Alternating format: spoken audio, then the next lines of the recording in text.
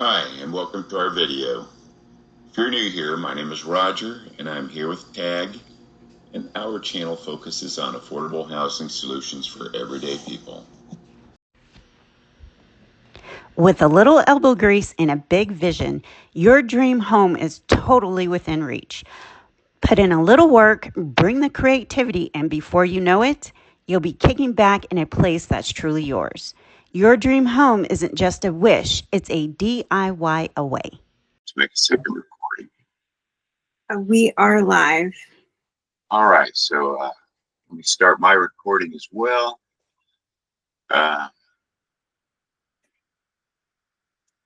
Alrighty.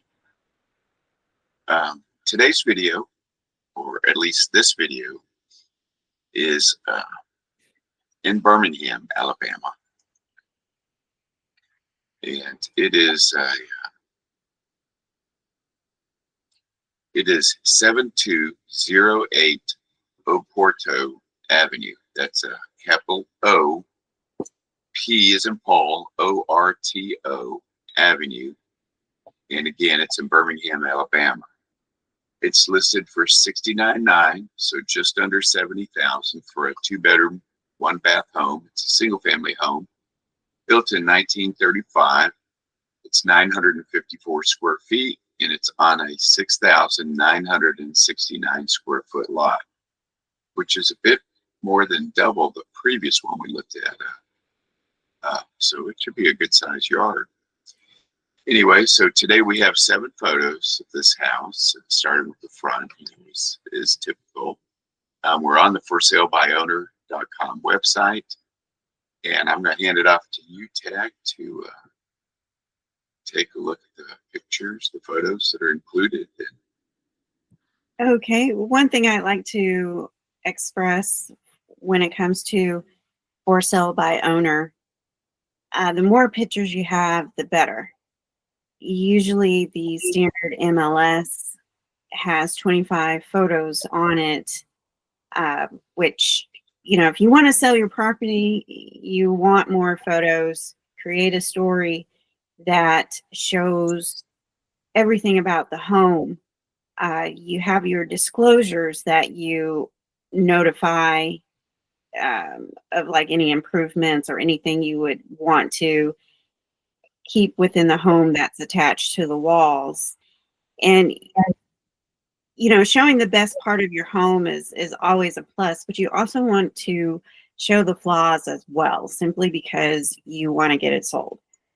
And it's insulting to have an offer come back that is less than 30% of what the asking price is. So it just pretty much weeds out people who are just looking for a good deal and versus someone who actually needs a home.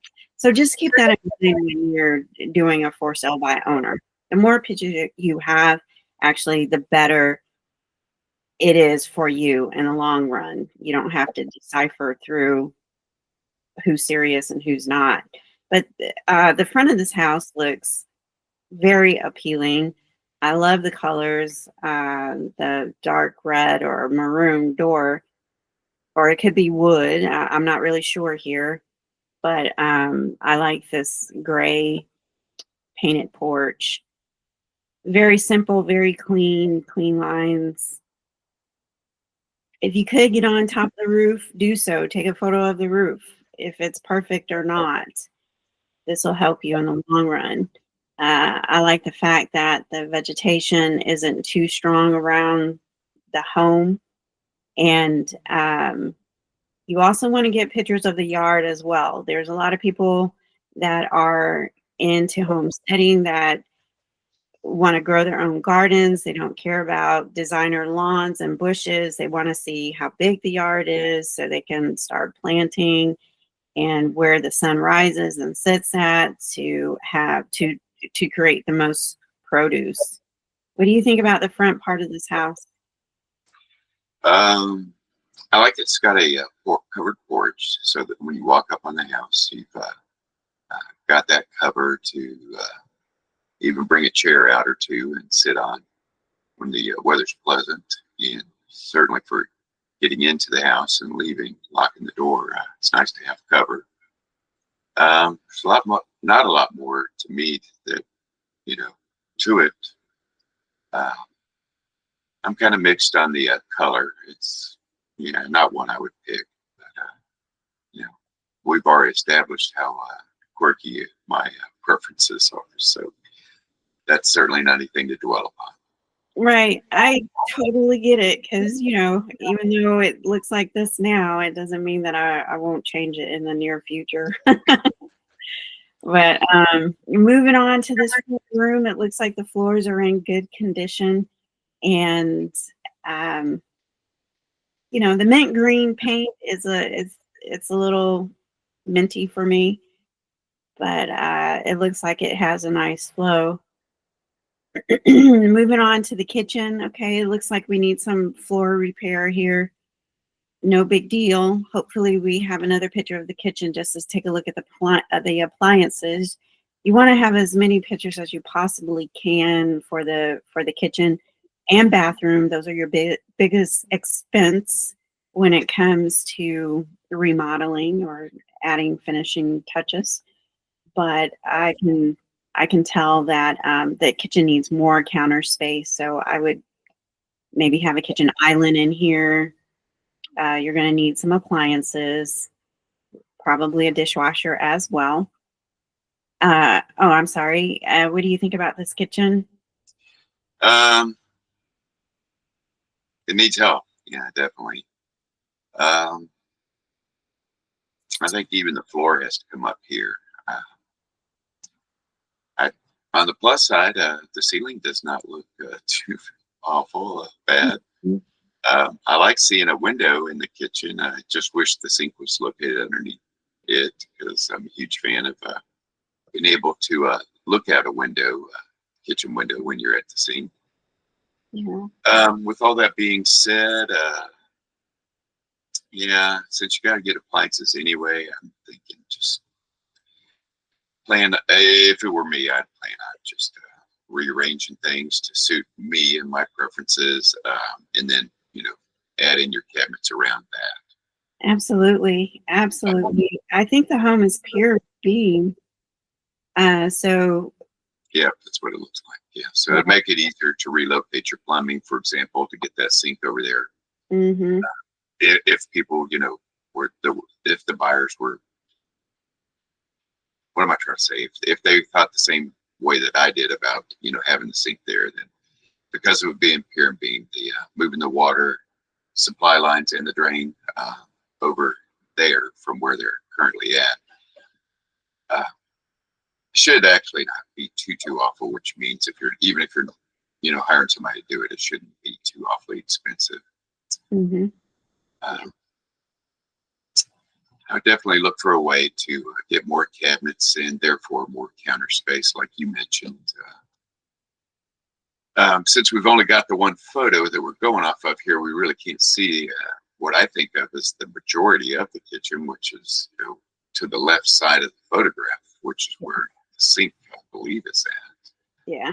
And whatever's next to it, going away from the wall, Mm-hmm. or the opening. Yeah. Side of it.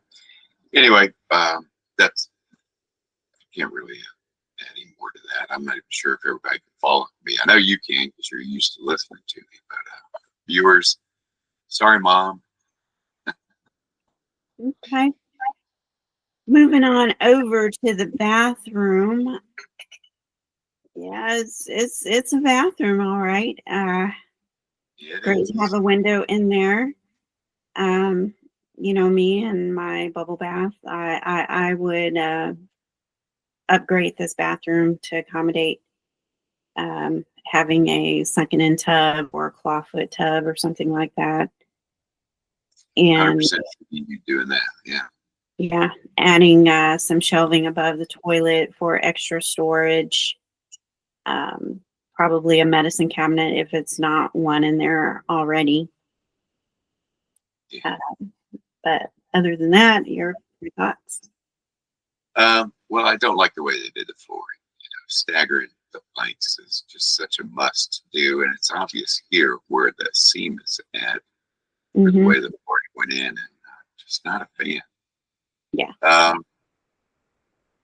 And I guess I've become used to an elongated toilet being more common now, and the round one being sort of a dated look. So I think, I'm not sure about the tub myself. I'd have to look at it when I get there. It actually seems a little shallow from this viewpoint. Mhm. I've always been a fan of a deeper tub so that you can do a soak. Sometimes the body is sore from the work you do on these places, Right.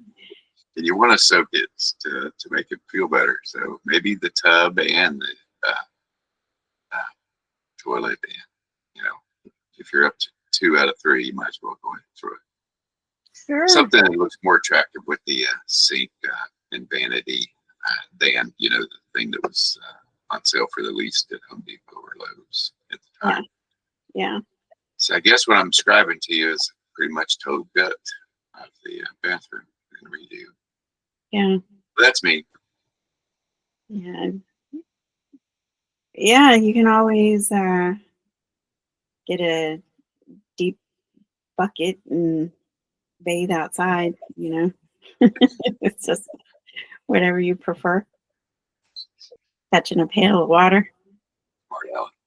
It looks like So, the next room. It looks like the floors have been redone. Lots of coating on that. I would probably take some of that up and restain the floors a lighter color. Um, I'm just partial to blonde wood. I don't know why. When it comes to flooring, maybe because I can see a lot better. uh-huh. Yeah. So, do you have any comments about this room? Well, to what you said, the house was built in 1935, so there's a fairly decent chance that you're going to find hardwood floors in the house. Laminate may have been the cheaper option in the other parts of the house, but I'm thinking, man, pull up that laminate and see if you can't uh, sand those floors down and get them looking better so that you can embrace that hardwood flooring. Mm-hmm. I may be totally off the mark here, or it may have been such worse shape in the past that it's not reusable. So, getting there, working on it, or looking at it in real life is where you're going to have to make the call. But I would definitely first try to embrace the potential for the hardwood flooring. And you can see where it is on the one room you commented on how dark it is. Sanding that may allow you to lighten it a little bit. So sanding that and then pulling up some of the laminate where you can to get a feel for what you would find underneath, and then making a decision from there on how to proceed. Okay. You can spend $70,000 on the house and actually really get something out of it. It's just under 1,000 square feet, so it's a modest-sized house. I think you can make something and something that you like. Yeah, absolutely. And moving over to the last picture, which we should be wrapping this up here pretty soon. You know what I would do with this. Oh, yeah. Yeah, we're looking at an extended porch. Or Yeah, that'd be I'll be a wraparound. Well, since there is a gate, I wouldn't want to sacrifice that part just yet. There's some bushes on the side there. I probably would do a side garden on the side of there to try to keep most of the fencing intact since it's already there and it looks like it's in decent condition. If I wanted to do any add-ons, I'd add up or back. But there would be some outdoor living out here. I would definitely have a porch of some kind, a deck, and just deck this in. Yeah, probably have a double door where the door is, maybe just fit that whole back piece there with French doors, Uh-huh. have it a little bit more open. I'm pretty sure that the kitchen is back here, so I would just extend off of that. Gotcha. Yeah. Yep, I can see you do that. Yeah, maybe add some covered parking over to the side since there is a paved driveway. You know, just get the most out of the home just by adding little certainties like covered parking, side garden, a back deck. Yeah, most definitely. But 1,000 square feet, this is good for a single person or in-law house or Airbnb, whatever it is you want to do. Yeah, this is perfectly suitable for a lot of different scenarios that people may or may not have. And speaking of that, one of the things I like to add to all of our videos, so for you viewers out there that we know, everybody's got their own circumstances, their own situation, but we hope that watching our videos and seeing how we're offering, in some cases, are widely divergent opinions on what to do and how to proceed. We hope that you find something that helps you make your own decision on what's best for you and your own circumstances. Sometimes people need to get a roof over their head as soon as they possibly can. Sometimes people actually have a little money left from closing on the home to allow them to do some things prior to move in, just to make it right for them. But we wish you the very best in your endeavor. Sorry about it seems like a corny word, endeavor, but we just hope things work out ideally. And maybe this is the house for you, or maybe one of our other videos helps you along that way. Thanks for watching. Have a great day. See you another time, hopefully. Okay, that wraps up our video. See you next All week. right. All right, I'm stopping my. Love the house in today's video and want to take a closer look at it? No problem. The address is waiting for you in the notes below. And please keep your comments, ideas, and suggestions coming. A little about us. We're not realtors, we're not real estate pros, and we're definitely not house flippers. We're just two people who've bought, sold, and spruced up several homes over the past 20 years. Call it the School of Hard Knocks degree in home ownership. Typically, we live in a place for about 5 years before moving on to the next adventure. So if you're into real, no-nonsense home insights, you're in the right place. Hey, for sale by owner sellers, we know selling on your own can be a hassle, so let us help you get the word out. Drop your listing link in the comments and let's get some extra eyes on it. Oh, and a quick pro tip for sellers. Keep your exterior photos seasonally fresh. No one wants to see snow-covered rooftops in July. And happy selling. The next time you're on the hunt for a mortgage lender, don't overlook your local options. Skip those big box mortgage companies and their sneaky fees and go with someone who actually cares about you, not just your loan. It's all about people helping people and keeping money flowing right back into the community. Shop smart, stay local, and we'll catch you next week.